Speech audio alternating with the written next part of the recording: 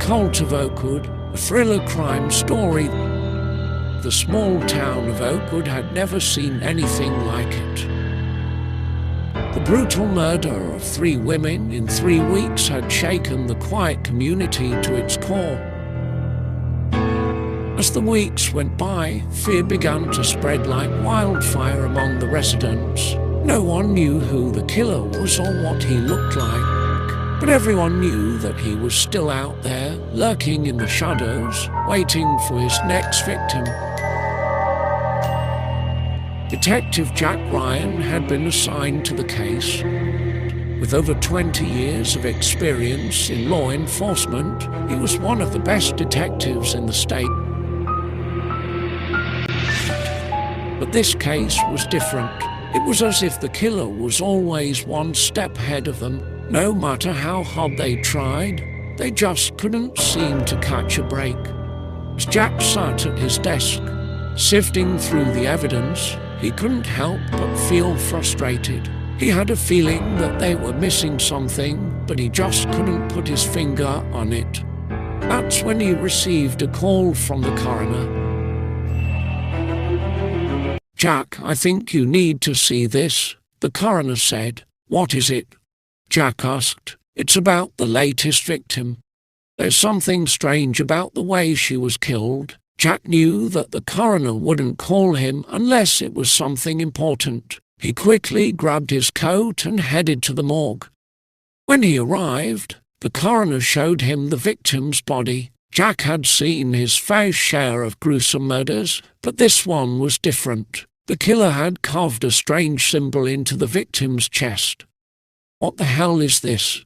Jack asked. "I have no idea," the coroner replied. "I've never seen anything like it before." Jack knew that this was the break they had been looking for.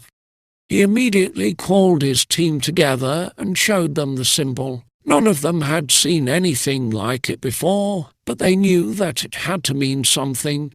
Over the next few days, Jack and his team worked tirelessly to try and decipher the symbol. They consulted with experts in ancient languages and symbols, but no one could identify it. Just when Jack thought that they were back to square one, he received a call from a man named Dr. Edward Johnson. Dr. Johnson was an expert in ancient symbols, and he claimed to know what the symbol meant.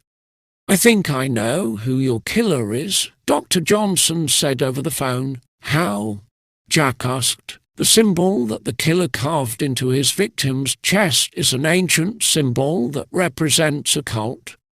I've been studying this cult for years, and I believe that they are still active today." Jack couldn't believe what he was hearing. "A cult? In Oakwood?" he asked Dr. Johnson for more information, and the expert gave him a list of names of people who were known to be associated with the cult. Jack and his team immediately began to investigate the names on the list. They discovered that all of them were wealthy and influential members of the community. They had no criminal records and no one suspected them of anything.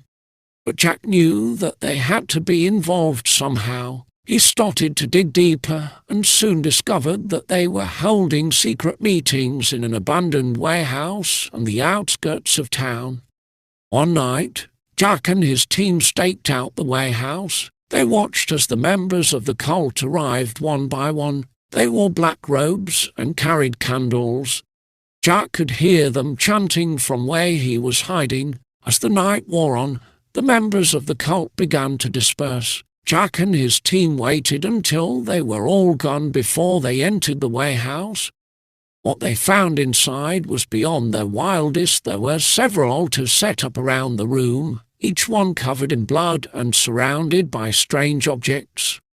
In the center of the room, there was a large symbol painted on the floor, identical to the one that the killer had carved into his victim's chest. As Jack and his team searched the room, they heard a noise coming from a nearby room. They cautiously approached the door and opened it, revealing a small room with a table and chairs. Sitting at the table was a man dressed in black robes like the rest of the cult members.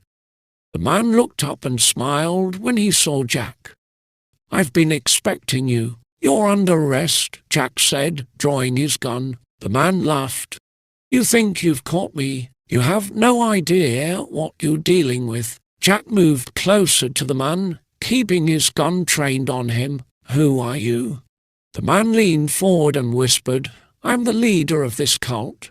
And I'm not alone. Suddenly, the door burst open and several more cult members entered the room, armed with knives and guns. Jack and his team were outnumbered and outgunned.